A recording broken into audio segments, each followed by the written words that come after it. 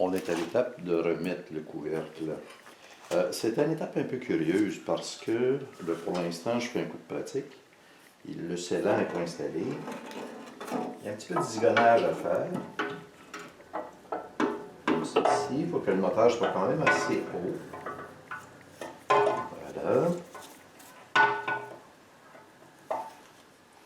Ça va être le résultat final. Bon. Comme je le mentionne, il n'y a pas de scellant pour l'instant. Donc, comme il n'y a pas de scellant,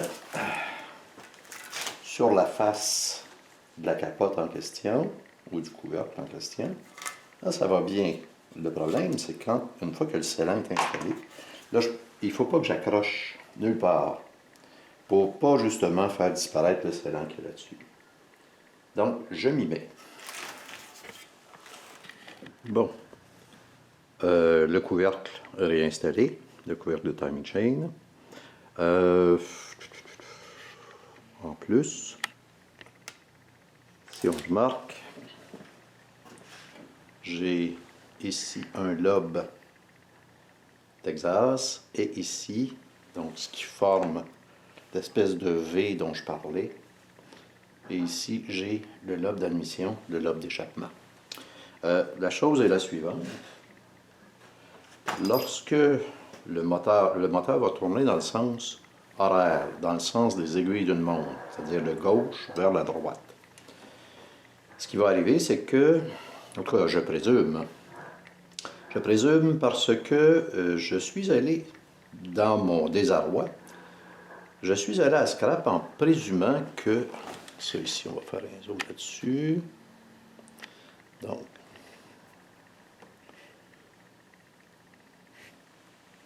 je vais aller à la cour à scrap pour aller chercher justement ces mécanismes-là, mécanismes d'échappement et mécanismes d'admission. C'est pour la variation des valves. Et là, je me suis rendu compte à la cour à scrap que, parce qu'il fallait que j'enlève la chaîne, je me suis rendu compte que c'était placé de cette façon-ci, avec la toute petite référence qu'il y a ici, ce qui ne correspond pas du tout à ce qui est indiqué dans le manuel de service. Donc, est-ce que c'est vraiment un de ces mécanismes-là qui ne fonctionne pas, ou si le manuel de service, ce qui serait assez sérieux, merci, est fautif? Une chose est certaine.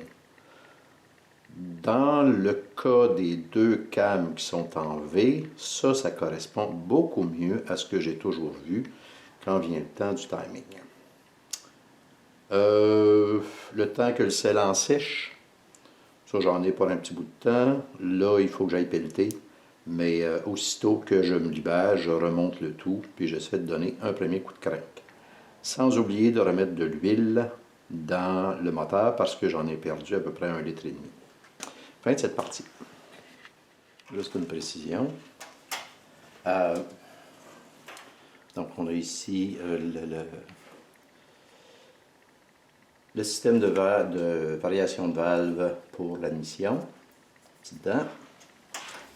Et si je tourne le vilebrequin, ici, hop là, on va pas très bien.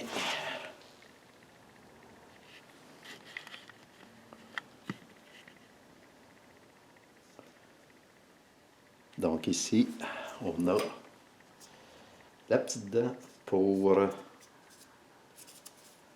le système de variation de valve de l'échappement. Bon. Comme je le disais tantôt, c'est une hypothèse que je fais parce que tout le reste semble très bon. Les contacts sont bons.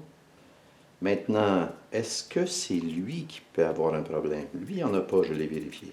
Mais lui, je ne l'ai pas vérifié. Est-ce que c'est ce système de variation de valve-là qui a un problème? Peut-être. C'est ce qu'on va voir assez rapidement. De toute façon, il y aurait juste un peu à remonter. Le couvert de valve, tube bleu d'admission, mettre la batterie, raccorder quelques connecteurs, puis ça y est. Bon, ben, je m'arrête là-dessus. Eh bien, c'est le moment fatidique.